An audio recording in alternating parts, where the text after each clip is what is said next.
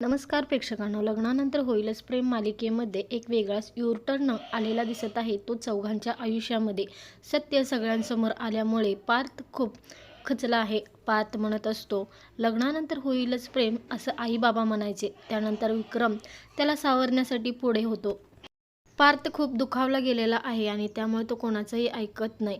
विक्रमला म्हणत असतो, नाही बाबा, आज मला बोलू द्यात, मला आज तुम्ही थांबवू नका. गुन्हेगाराला ही शिक्षा झालीच पाहिजे. गुन्हेगार कोण आहे पण आमच्या दोघांमध्ये?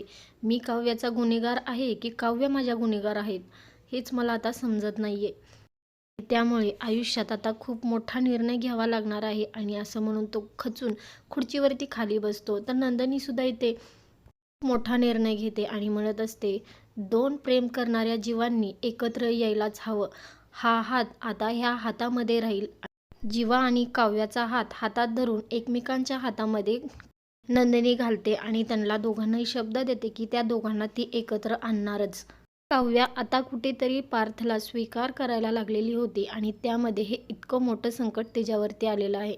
नंदिनी तिच्या निर्णयावरती ठाम राहणार की काळानुसार तिचा निर्णय बदलेल, पाहायला विसरू नका.